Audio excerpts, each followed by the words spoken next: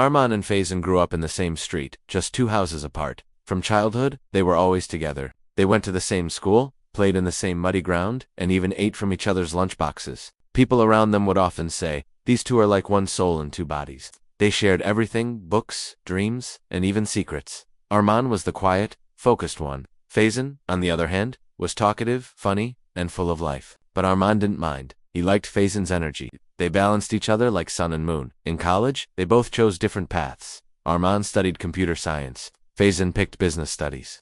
But their friendship didn't change. They still met every evening, shared tea at their favorite stall, and talked about life.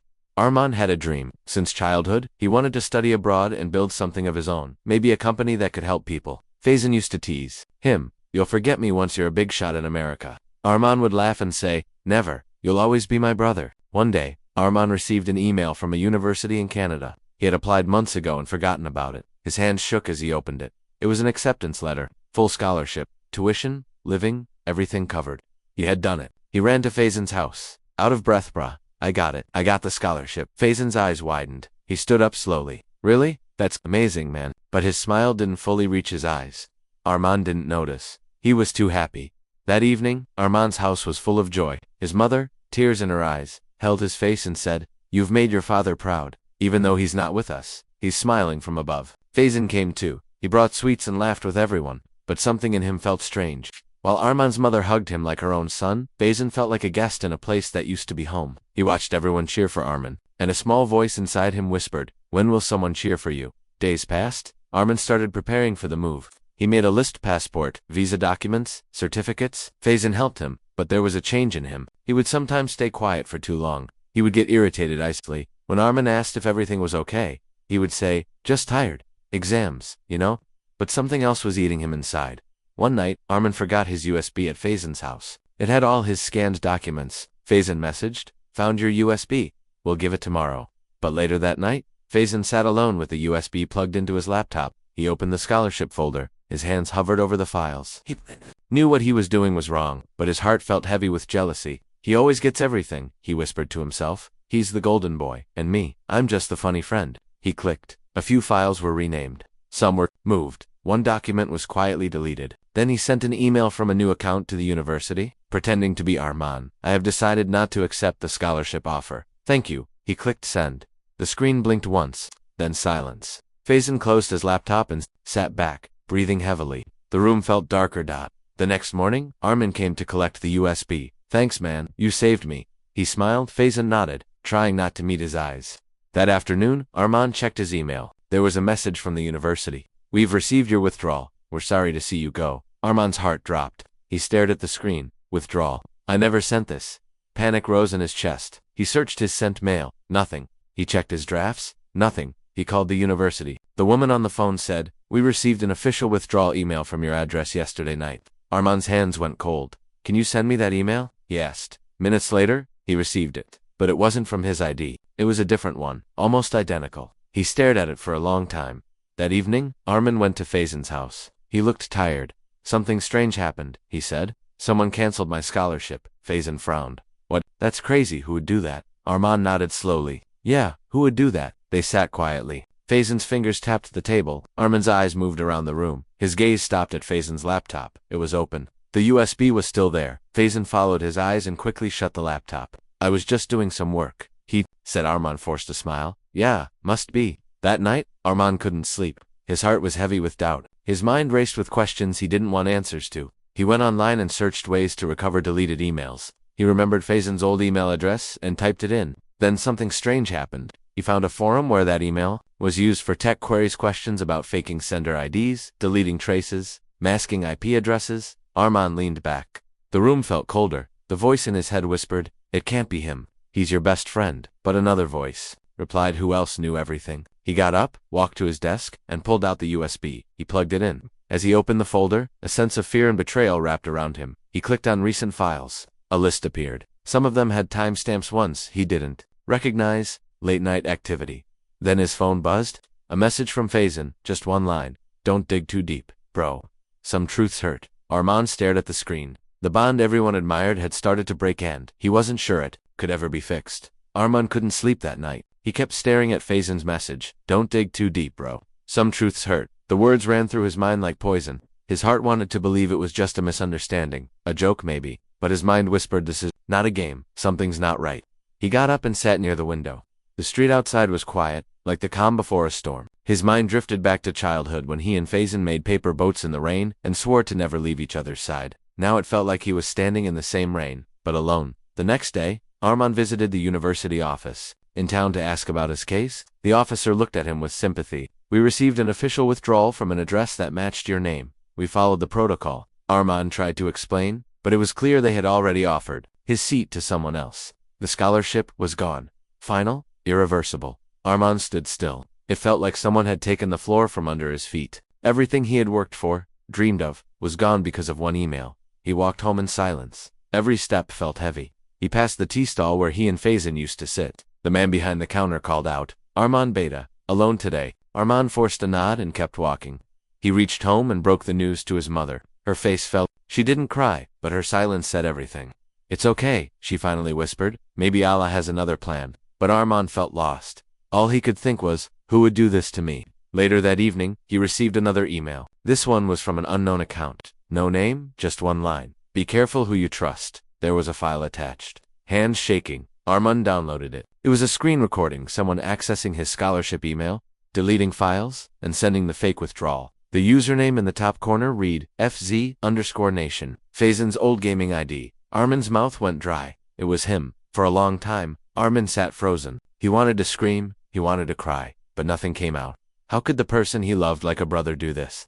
Why? He picked up his phone and dialed Faison. The call rang. No answer. Again. Still no reply. Armand couldn't breathe. He opened his laptop and searched for FZ_Nation.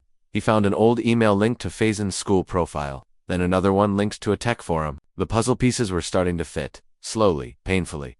The next morning, Armand went to Faison's college. He waited outside the gate. When Faison came out, their eyes met. For a moment, there was silence. Then Armand asked, "Why did you do it?" Faison looked away. "I don't know what you're talking about." Armand held out his phone, played the screen recording. Faison's face changed. He didn't speak. He just shook his head slowly. "You were going to leave," he muttered. "Leave everything. Leave me. I was sick of watching you win. Just one sigh wanted to be first." Armand couldn't believe what he was hearing. "So you destroyed my life. My dream? For what?" A little attention. Faison stepped forward. "For everything. All my life I was in your shadow. You were the smart one. The good one.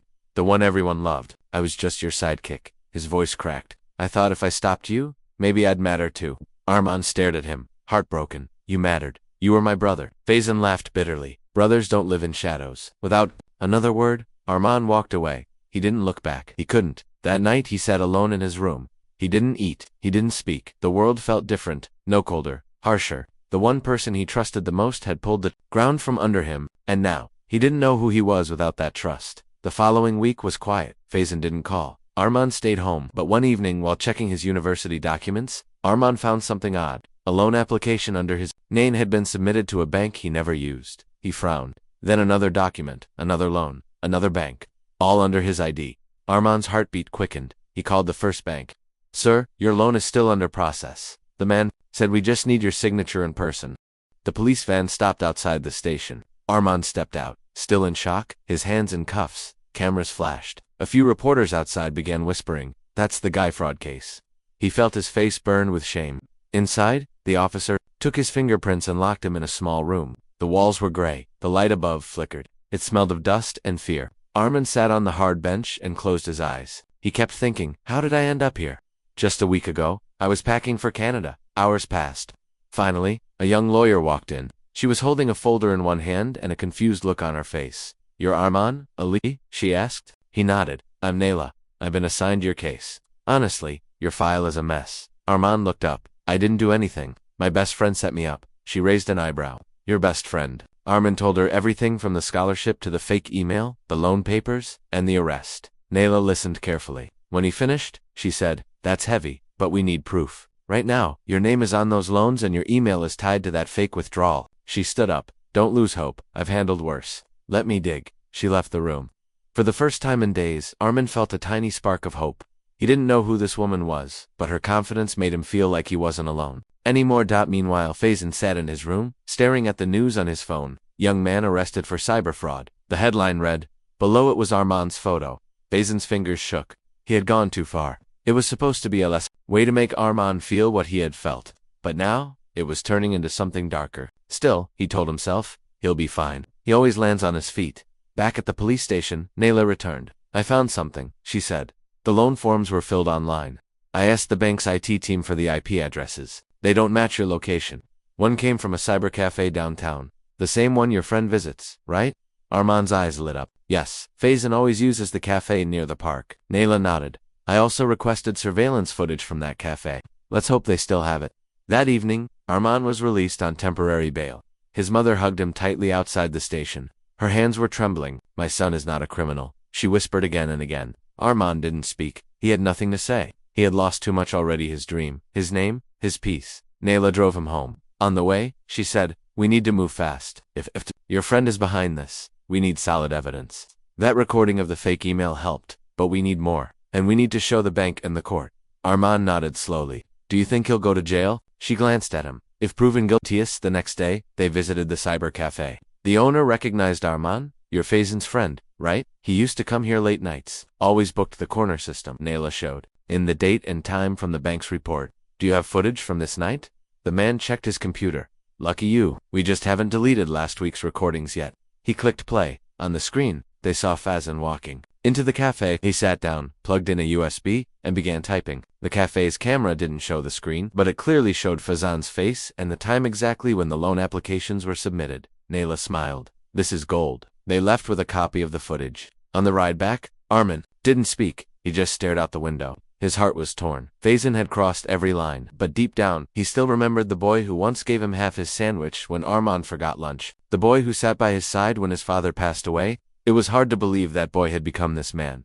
That night, Faison received a knock at his door. He opened it and found two officers standing outside. One of them handed him a paper. Faison Ahmed, you are under investigation for identity fraud and cybercrime. Please come with us. Faison froze. Wait, what? I didn't, but he stopped himself. He knew it was over. News spread quickly. Armand's name was cleared. The university called to apologize for the confusion, but the seat had already been given to someone else. You can apply next year, they said. Armand thanked them politely, but inside, his heart sank again. A full year lost. Nayla visited Armand's house that evening. Your case is strong now. The court will likely drop all charges against you. Faison's facing serious consequences. Do you want to testify? Armand nodded. I'll do what's right, but this still hurts. Not just because I lost my chance, but because I lost him. She sat beside him. You didn't lose, you survived something that would break many. You're stronger now. Later that night, Armand sat on the roof, staring at the stars. The sky was quiet, the air was cool, but inside he felt a storm. A message beeped on his phone. Unknown number. Just one line. I'm sorry, I didn't mean for it to go this far. A week passed after Faison's arrest. Armand's name was cleared, but his heart was still heavy. He walked through the streets of his neighborhood, and everyone stared at him differently now. Some looked at him with sympathy, others whispered behind his back. No one said anything to his face, but he could feel their eyes. It wasn't the attention he had wanted, it wasn't respect. It was pity. At home, his mother tried to act normal. She made his favorite food, sat with him during meals, and prayed more than usual. But Armand noticed how her eyes always followed him, like she was scared something else would go wrong. Nayla kept checking in. The court date is in 10 days. She said, you'll just need to explain what happened. We've got everything, recorded emails, IP addresses, cafe footage. The judge will see the truth. Armand nodded, but he hadn't stopped thinking about Faison's message. I didn't mean for it to go this far. What did that even mean? Was it guilt, or just fear of punishment? One night, Armand couldn't sleep. He opened his old photo album. Most of the pictures were of him and Faison laughing, celebrating being stupid kids. He stopped at one photo from their school farewell. Faison had one arm around Armand's shoulder, and both were holding a sign that read, Brothers for Life. Armand touched the edge of the photo and whispered, Why did you do it, Faison? The next morning, Armand got a letter. Not an email, a real, handwritten letter. There was no name on the envelope, just his name in messy handwriting. He opened it slowly. Inside, the writing was rushed and smudged. I know you hate me. Maybe I deserve that. Maybe I deserve worse. But I need you to know something. I didn't plan to destroy your whole life. I only wanted to stop you from leaving. I thought you'd be angry, but you'd stay. I didn't expect the loan mess to blow up like this. That was a mistake, a big one. I panicked. I messed up. I lied, again and again. And now everything's broken. But Armand, I didn't hate you. I envied you. I felt like I was never enough beside you. I don't want forgiveness. I wanted you to know. Whatever happens to me now, I'll accept it. There was no name at the end, just a dot. But Armand didn't need a signature. He folded the letter and sat down. His chest felt tight. He wanted to be angry. He wanted to scream, but all he felt was sadness. That afternoon, Armand went to the jail. He asked to meet Faison. The officer at the gate raised an eyebrow. You sure? Armand nodded. Just 5 minutes. Inside the meeting room, a glass window stood between them. Faison was brought in, wearing prison clothes. He looked different, thinner, paler. As he sat, he looked up slowly and met Armand's eyes. Neither of them spoke for a while. The silence felt louder than words. Then Faison said, I didn't think you'd come. Armand replied, I didn't think I would either. Faison gave a broken smile. You probably want to hit me. Armand shook his head. That would be easy. But I came to look in your eyes and ask why. Faison's voice was quiet. Because I was tired of being second. Everywhere we went, you were the one people admired. I was the funny sidekick. The shadow. And when you got that scholarship, I felt like I was losing my only friend. Like life had chosen you and forgotten me. Armand leaned forward. So you destroyed me? Faison's eyes welled up. I destroyed myself. I know that now. I just didn't know how to deal with the jealousy. It felt like poison. It made me do things I never imagined I was capable of. There was another long pause. Armand spoke again. You were never in my shadow. I was just running my race. You had your own path, but you kept looking at mine. Faison looked down. It's too late, isn't it? Armand didn't answer that question. Instead he said, you should tell the truth in court. Not for me, for yourself. Faison nodded. I will. The officer signaled that time was up. As Faison stood, he said, I'm sorry, Armand. Truly. Armand stood too. Good. Start from there. As Armand walked out of the jail, the sun felt a little warmer. His steps were still heavy, but something inside him had shifted. The pain was still there, but now it had a direction. He didn't know if he could ever forgive Faison fully, but he knew he didn't want to carry this anger forever. The court date arrived. Armand sat in the front row, watching Faison walk in handcuffed. The judge asked questions, the lawyers presented the evidence, and finally, Faison stood up. His voice didn't shake this time. I accept what I did. I lied. I used my friend's identity. I sent fake emails. I caused harm that I can never undo. I don't ask for mercy, I just want to own my mistake. Gasps came from the back. Faison's mother wept silently. The judge looked at him for a long time before speaking. The law will take its course, but truth spoken at the right time still matters. He adjourned the court. Armand stared at the message on his phone. His hands trembled. The room felt colder than before. Faison wasn't acting alone. The words kept repeating in his head like an echo.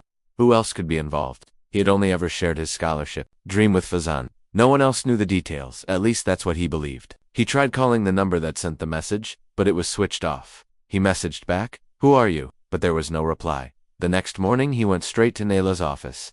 She was busy reading case files but looked up when she saw Armand's face. What happened? She asked. Armand showed her the message. She read it twice and frowned. This changes things. If there's someone else involved, we need to find out who. But it could also be someone trying to scare you. Armand shook his head. It feels real. My gut says someone's still hiding. In the shadows, Nayla leaned back in her chair. Let's retrace the steps. Who had access to your documents besides Faison?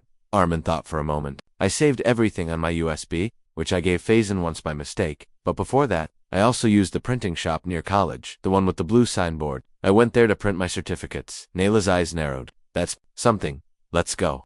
They reached the printing shop in the afternoon. A young man sat behind the counter, chewing gum and scrolling through his phone. Armand recognized him. Ali Bai. Remember me? I came here last month to print my documents. Scholarship stuff. The man nodded lazily. Han, I remember. Big folder. Canada thing, right. Armand's heart skipped. Yes. Did anyone else ask for my files later? The man scratched his head. Well, your friend came back the next day. Said you needed to reprint. I gave him the copies. Armand's face went pale. Which friend? The man shrugged. The tall one. Not the funny one you're always with. This one had a beard. Said his name was Somi. Armand's legs went weak. Somi, Faison's cousin. He used to visit their neighborhood during holidays. Armand never liked him much. He was older, quiet, and always looked at people with cold eyes. Are there any security cameras here? Nayla asked. The man nodded. Yeah, but footage is auto-deleted every 15 days. If it's from last month, it's probably gone. Back outside, Armand turned to Nayla. I never thought of Sami, but it makes sense. Faison didn't know how to hack emails or make fake IDs. He always needed help with tech stuff. But Sami, he studied IT. I remember now he once joked he could break into anyone's email. Nayla's voice was calm but sharp. Then we find him. They went to the police station and updated the officer handling the case. We need to look into Sami, Nayla said. He may have helped Faison or even pushed him into it. The officer made a note. We'll bring him in for questioning. Meanwhile, inside the jail, Faison sat on his bed, staring at the wall. His mind was full of regret. He had confessed. That brought a strange kind of relief. But there was still one. thing he hadn't told anyone, not even Aman Somi. It was Sami who first suggested messing with the email. It was Sami who knew how to fake digital trails. Fazan had only wanted to delay Arman's application. He didn't expect things to spiral. But Sami had gone further. He used Arman's ID to apply for loans. He told Fazan, "Don't worry. No one will ever trace it. He'll just get stuck." Here for a while, Fazan believed him. But now he knew Sami had tricked him too. Fazan asked the guard for a pen and paper. He wrote a short letter and requested it be delivered to Arman. "He deserves the full truth," he said. The guard agreed. Later that night, the letter reached Arman's home. He opened it slowly. "Arman, there's one more truth I never told you. I didn't act alone. I was angry and stupid, but I didn't have the skills to do everything myself. Sami helped me. He convinced me that you'd bounced back, that it was just a small setback. He told me how to fake the email, delete records, and apply for those loans. I trusted him. I was wrong. You don't have to believe me, but I need it. To say it, I've already ruined enough." Fazan Arman showed the letter to Naila. "He's confirming it now. Sami was the second hand behind everything." Naila nodded.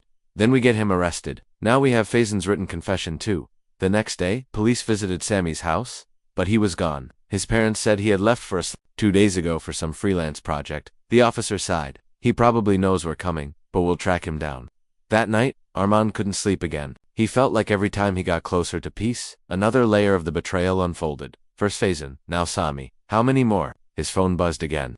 This time it was a voice message from an unknown number. A deep voice spoke. "If you keep digging, you'll regret it. Let go, Arman. Or next time, it won't just be your name that gets hurt." Arman's blood turned cold. He now realized, he wasn't just betrayed, he was being hunted. Arman replayed the voice message over and over. The voice was deep and slow, and though it was clearly disguised, something about it made his skin crawl. "If you keep digging, you'll regret it."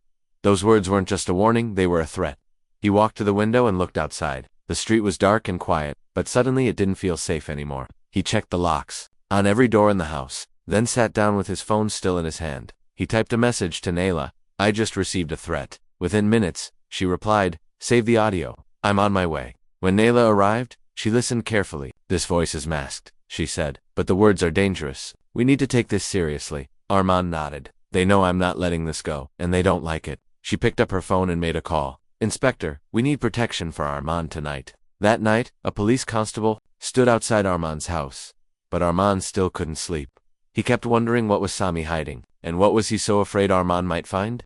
His gut told him this wasn't just about jealousy or money anymore. There was something deeper, something still buried. The next morning, the police informed Naila that Sami had been located in he had rented a cheap room and was using a fake ID. His laptop had been seized, and he was being brought back for questioning. Arman finally breathed a little. "Now we'll know everything," he said. Naila wasn't so sure.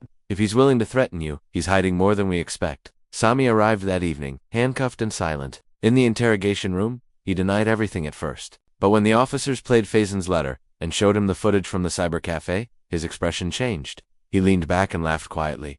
"So the golden boy wins again." The officer frowned. "What do you mean?" Sami looked at them coldly. "I just helped Fazan, that's all. He came crying to me about how Arman gets everything. I said, fine, let's see how perfect Arman handles a little chaos." The officer pressed further. "Did you apply for the loan?" Sami smirked. "I did. But that's not even the real story." Everyone in the room went silent. Sami looked directly at Arman, who was sitting behind the glass wall. "Your father owed money, a lot of money, to dangerous people. When he died, that debt didn't disappear. It followed your name. I just woke it up." Arman's world spun. "My father? What are you talking about?" Sami laughed again. "Your father took a huge loan 10 years ago. He couldn't pay it back. He begged for more time. But then he passed away. The records stayed buried. Until I pulled them out." Naila stood and stepped in. "If this is true, where's the proof?" Sami shrugged. "On the laptop. I saved everything. I wanted to make sure I had a backup in case things got ugly." The officer opened the laptop and handed it to the cyber unit. Within hours, they found the file's loan agreements, emails between Arman's father and a private lender, and a threatening letter from years ago warning of consequences. Arman sat back in shock. "My father never told us about this. He worked so hard he never showed any fear." Naila said softly, "Maybe he was trying to protect you. Maybe he thought he'd fix it before it reached you." But Arman felt like the ground under his feet had vanished again. His father, the man he admired the most, had been hiding a secret that was now ruining his life, even after death. Later that evening, Arman sat alone in his room. The house was quiet. His mother had gone to visit her sister. He looked through his father's old belongings, files, diaries, receipts. In one dusty folder, he found a torn envelope. Inside was a single paper, a handwritten letter. "My dear Arman, if you ever read this, It means something went wrong. I tried to keep you, and your mother's safe. I borrowed money when things got hard, but I never thought I'd leave the burden behind. I kept thinking, just a little more time and I'll fix it. I failed. I am sorry. Don't hate me. Just remember, I loved you more than anything in this world. Be better than me. Stay honest. And never run from the truth. Your Abba. Eyes filled with tears, he held the letter against his chest and cried for the first time in days. All the pain, the betrayal, the confusion it poured out of him. He whispered, I miss you, Abba. I wish you had told me. The next morning, Arman walked into the police station with the letter. He gave it to the officer handling Sammy's case. This doesn't clear what Sami did, Arman said, but it explains why he went looking into my past. The officer nodded. Sami still broke multiple laws. He'll be charged. Nayla met Arman outside the station. You okay? She asked. Arman nodded, slowly. No, but I'm starting to understand the truth. My father made a mistake. Faison gave in to jealousy. Arman stared at the message on his phone. His breath slowed, and his fingers trembled slightly. The real betrayal hasn't even begun. He read it again. There was no name, no number, just those haunting words. He immediately called Nayla. She picked up after 2 rings. It's not over, Arman said quietly. Someone else is involved. Someone we haven't seen yet. Nayla arrived within the hour. She brought a digital forensics officer with her who began tracking the origin of the message. It was sent through a scrambled VPN, the officer said. Whoever did this knows what they're doing, but with some time, we might crack it. Meanwhile, Arman couldn't shake the feeling that this wasn't just about money or revenge anymore. This was personal. He went back to Faison's letter, reading every word, every line, looking for a clue. Then suddenly, one sentence stood out. He said, I wasn't the only one you left behind. Arman frowned. He? Who is he? And what does he mean? Not the only one? The words echoed in his mind. He began thinking back to college days, his closest circle, people he'd drifted from, arguments never resolved. Then one name came to him like a cold wind. Zion. Years ago, Arman and Zion had a huge falling out during a group project. Zion had accused Arman of taking all the credit and leaving him out of a startup pitch. Arman thought the matter was done after graduation. They never spoke again. But now, could it be? He searched Zion online. To his surprise, Zion had launched his own tech firm right around the time Arman's troubles began. Not only that, Zion's company had suddenly received a mysterious investment 2 months ago, the same month Arman's fake loan scandal hit its peak. Arman shared this with Nayla. What if Zion is the one behind everything? He asked. What if Sami was just a pawn? Nayla nodded slowly. It fits. Zion had motive. He had skills. And if he was funding Sami quietly, her words trailed off. They both knew it was time for a confrontation. The next day they visited Zion's office. The receptionist said he was busy. Arman didn't wait. He pushed open the glass door and walked in. Zion looked up from his desk, surprised, then smirked. Well, look who's still standing. Arman stared at him. You sent the message. Zion didn't answer. Arman stepped closer. You fed Sami the idea. You gave him the files. You funded the whole plan. Zion leaned back in his chair. Prove it, he said coldly. Nayla entered behind Arman. We will, she said. We already traced the message to a server registered under a dummy company you set up last year. One more trace and your name goes public. Zion's smirk faded. You think this is about jealousy? He snapped. You think this is just about a college fight? He stood up, his voice rising. You stole more than credit that day. You stole an investor I had been trying to get for months. You turned people against me. You played the golden boy while others like me had to fight just to breathe, and then you left, like we were nothing. Arman's voice was quiet. You could have built your life, like I tried to. Instead, you spent years digging into mine. Zion slammed a file on the table. You're not innocent? Your father was a fraud. Your brand is fake. I just showed the world the truth. Nayla walked up and took the file. She flipped it open. Inside were printed emails, newspaper articles, and altered financial documents. You created half of these, she said. You edited evidence to make him look guilty. Zion said nothing. His silence was the final proof. Back at the police station, Arman gave everything to the officers. Zion was brought in for questioning. It didn't take long for him to break. Under pressure, he confessed that he had discovered Arman's father's past while digging through public records. Instead of reporting it, he shared the information with Sami and encouraged him to use it to destroy Arman's name. In return, he promised to fund Sami's failed business and cover his tracks. As the truth unraveled, the news spread like fire. News channels picked up the story. Young entrepreneur cleared of fraud charges friends behind the betrayal. Read one. Headline. Arman watched silently. He didn't feel victory. He felt tired, exhausted from carrying a pain that wasn't even his to begin with.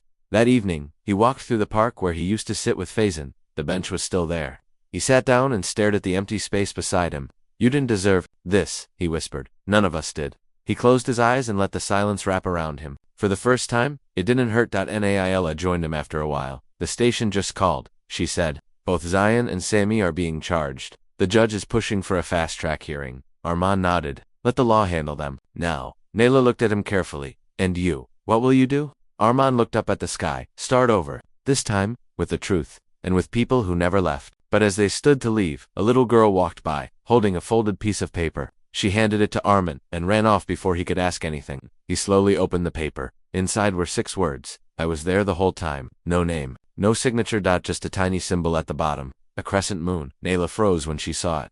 Arman, I've seen that symbol before. It was in one of your father's files, hidden in the corner. Arman's heart raced. Then someone else. Knew someone even my father trusted or feared. The night grew darker, and the story wasn't over yet. The folded paper with the crescent moon lay still in Arman's hand as the wind brushed softly through the trees. Naila leaned closer, staring at the symbol. Your father's old company. I remember now.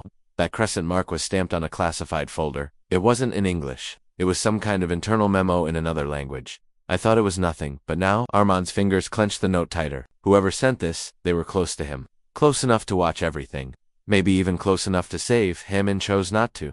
They went back to Arman's apartment and began digging through his father's old boxers. The ones that had remained sealed since the day he died. Dust rose as Arman opened them one by one. Faded documents, photographs, scribbled notes. Then, buried in a brown envelope marked private, they found a folder with the crescent moon in the corner. Inside were handwritten letters and Urdu technical drafts and maps with marked locations. There was also a photo of Arman's father, standing beside a man in sunglasses, smiling. On the back of the photo, only one line was written. Trust no one, not even those who built you. Arman's hands began to shake. That man, I've seen him before. He came to my father's funeral, I remember. He didn't say anything, just stood at the back. Naila quickly scanned one of the maps. This isn't just a company document, this is a route map. Pakistan to Dubai. And these initials are Kupir again and again. She held up another page. Your father was involved in something more. Maybe something he tried to escape. A sudden knock at the door startled them both. Arman slowly walked to the door and opened it. Outside stood an old man with a black coat